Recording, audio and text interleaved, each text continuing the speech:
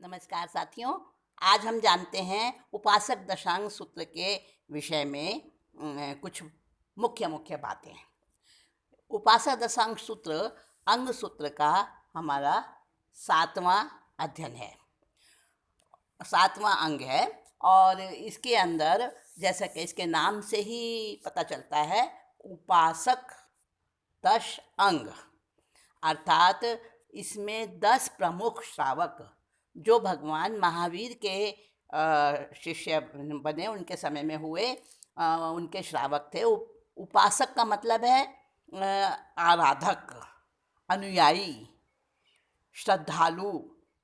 तो भगवान महावीर के समय में श्रावक तो बहुत थे, लेकिन उनमें से 10 प्रमुख श्रावकों के वर्णन का एक अंग सूत्र अलग से बना है। कुछ ना कुछ विशेषता होगी ना उनके जीवन में, तो इसीलिए एक आगम अलग से 10 श्रावकों का बना है। उसका नाम है उपासक दशांग सूत्र। 10 यानी 10 अध्ययन है इसके, और एक एक अध्ययन में एक एक श्रावक का वर्णन है।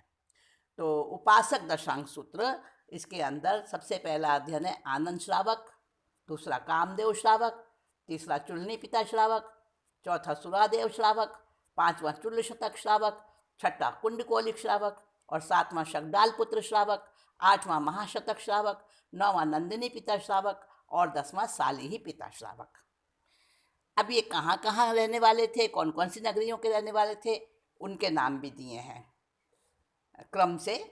क्रमशः नाम है वाणिज्य ग्राम, चंपा नगरी, वाराणसी, फिर 5वें श्रावक आलंबिका नगरी, फिर 6ठे श्रावक कुंडकोलिक कंपिलपुर नगरी, फिर 7वें शगडाल पुत्र पलासपुर नगरी, 8वें महाशतक राजगिरी नगरी, 9वें नंदिनी पिता श्रावस्ती नगरी, और 10वीं साली पिता भी श्रावस्ती नगरी के।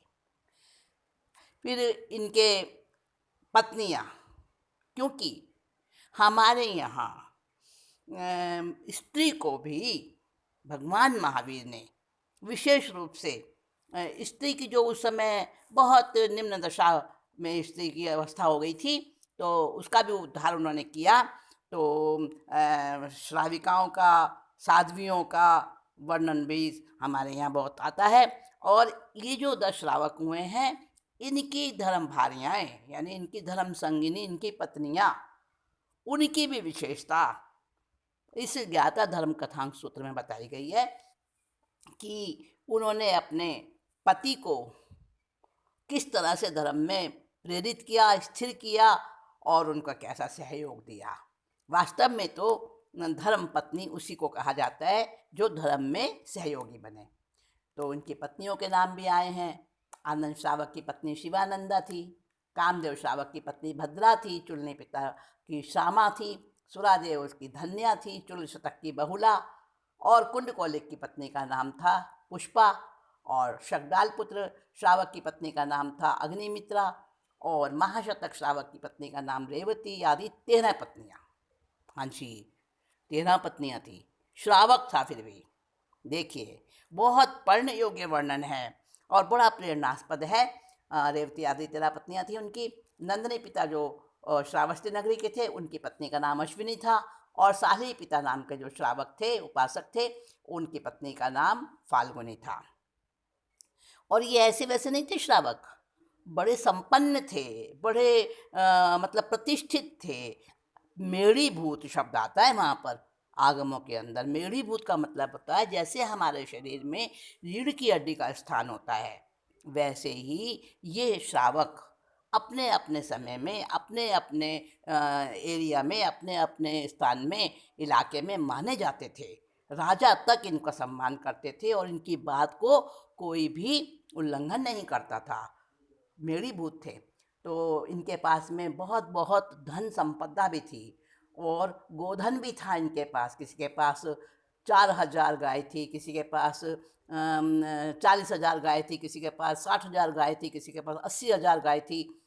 अलग अलग मतलब सबका वर्णन आया है। और फिर इनके पास में धन कितने थे, 12 करोड़, 18 करोड़, 18 करोड़, 24 करोड़, इतने इतने धन संपदा इनके पास थी। तो फिर भी इन्होंने धर्म का संयम का पालन किया, ग्रस्त अवस्था में रहकर, यानी श्रावक धर्म का इन्होंने पालन किया। तो आगार धर्म, अनगार धर्म, दो प्रकार का धर्म होता है ना। एक तो सब कुछ छोड़ के पंचमहावतधारी साधु बन जाए, साध्वी बन जाए, और एक गृहस्थ में रहते हुए भी धर्म का पालन करें, आंशिक रूप से अपने को पाप से बचाएं और अनुव्रतों का पालन करें, तो उसको श्रावक श्राविका कहते हैं। तो ये श्रावक थे, 10 उपासक थे। तो इनका जो सबसे बड़ी बात ये है कि इन श्रावकों के बारे में आया कि सबके प्राय प्राय उनके जीवन में उपसर्ग आए, धर्म क्रिया करते समय उपसर्ग आए, अर्थात ऐसे ऐसे कष्ट आए देवों के द्वारा दिए गए। मतलब 3 प्रकार के उपसर्ग आते हैं, देव, मनुष्य और तिर्यंच के द्वारा। तो उनको देवों ने उपसर्ग दिए और बड़े बड़े कष्ट आए उनको धर्म साधना के समय, लेकिन कोई चलायमान नहीं हुए, स्थिर रहे। और अगर चलायमान हुए भी तो उनको उनकी पत्नी ने, किसी की माँ ने उनको स्थिर कर दिया, ठीक है। और फिर वो अपनी आयु पूरी करके और कहाँ उत्पन्न हुए, कौन से देवलोक में गए, ये सारा का सारा वर्णन आता है। तो उपासक दशांग सूत्र जो है, उपासक दशांग सूत्र, इसके अंदर 10 अध्ययनों में 10 प्रमुख प्रमुख श्रावकों के बारे में आता है कि उन्होंने किस प्रकार से अपने धर्म क्रियाएं करी और उनका जीवन क्या था, कैसी उनकी साधना थी। तो उनके समोसरण, नगर, उद्यान, चैत्य, वनखंड, राजा उनके समय के, उनके माता पिता, उनकी पत्नी, उनके धर्माचार्य, उनके धर्म कथा, और कैसी उनकी रिद्धि सिद्धि थी, कैसे उनके भोग साधन थे, फिर उन्होंने प्रवज्ञा ली अथवा नहीं ली, वो सारा वर्णन भी है। और उनके शील, व्रत, गुण, और जो उन्होंने प्रत्याख्यान किए, पौषध किए, उपवास किए, और किस प्रकार से उन्होंने प्रतिमा धारण की। प्रतिमा एक प्रकार की धार्मिक क्रियाएं होती हैं, अलग अलग स्तर की। तो प्रतिमाएं होती हैं, श्रावक की 11 प्रतिमाएं होती हैं। तो किसने किसने कौन कौन सी प्रतिमा धारण की और कैसे कैसे उपसर्ग आए उनके पास में, कैसा उनका ज्ञान था, कैसे उनके तपस्या वगैरह थी, और जिसने किसी ने संयम लिया तो कितना संयम पालन किया। और फिर उसके बाद में वो प्रत्याख्यान किए उन्होंने, भक्त प्रत्याख्यान यानी अनशन वगैरह।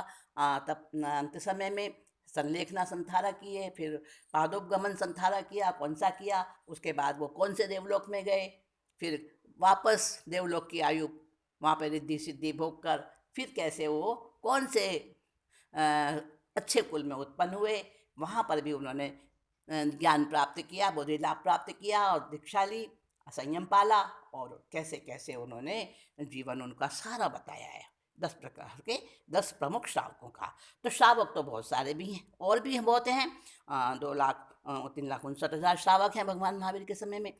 लेकिन फिर भी 1,59,000 श्रावक हैं, लेकिन फिर भी उनका जो है ना 10 श्रावकों का वर्णन है यहाँ पर। तो ये 10 श्रावक अपने मतलब जल में कमल के समान इनका जीवन था, और इनके जीवन के सब कुछ बात बताई है। और फिर 7वां अंग ही अपना अंग सूत्र का, इसमें संख्यात संग्रहणियाँ हैं, संख्यात श्लोक हैं, और संख्यात वेद हैं, संख्यात निरुक्तियाँ हैं, संख्यात प्रतिपत्तियाँ हैं। और इसमें जो है ना 10 उद्देश्य, 10 अध्ययन हैं, 10 उद्देशन काल हैं, 10 समुद्देशन काल हैं। और संख्यात त्रस का वर्णन है, परित त्रस का वर्णन है, अनंत स्थावरों का वर्णन है, और भगवान के द्वारा कहे हुए भाव इसमें सब बताए हैं। तो ऐसा ये उपासक दशांग सूत्र, जिसके अंदर प्रभु ने 10 श्रावकों का भगवान ने तो अपने ढंग से फरमाया, लेकिन बाद में जो ये संकलन किया गया है ना, इसके आधार पर है ये संकलन जो आचार्यों ने, विद्वानों ने किया, जो भगवान महावीर के निर्वाण के 980 वर्ष बाद शास्त्र जो है लिपिबद्ध हुए थे, देवर्षि गणेश समाश्रमण के द्वारा वो, और कई अलग अलग वाचनाएं हुई थी। तो अंतिम जो वाचना हुई थी वो देवर्षि गणेश समाश्रमण 27वें पाठ पर भगवान के जो थे, तो उनके प्रमुखता में हुई थी।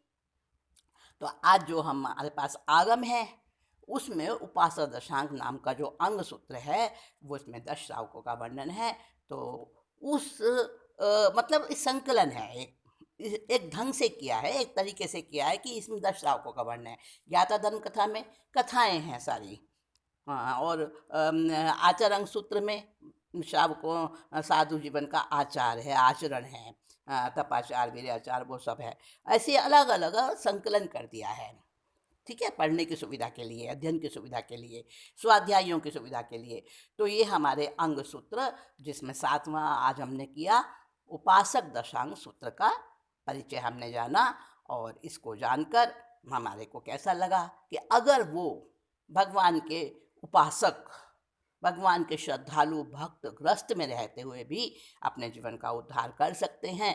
कईयों ने तीर्थंकर गोत्र भी बांधा है, आगे तीर्थंकर बनेंगे वो, तो हम भी कर सकते हैं। मतलब अपने अंदर में एक इंस्पायरिंग, एक मोटिवेशन आता है, अपने अंदर में एक उल्लास आता है, प्रेरणा मिलती है कि हम भी कर सकते हैं। तो मैं कहूँगी कि हम अपने अंदर में ऐसी जागृति लाएं कि हमें हमारे अंग सूत्रों को जानना है, हमारे 32 आगमों को हमें पढ़ना है और सीखना है। इसी भावना के साथ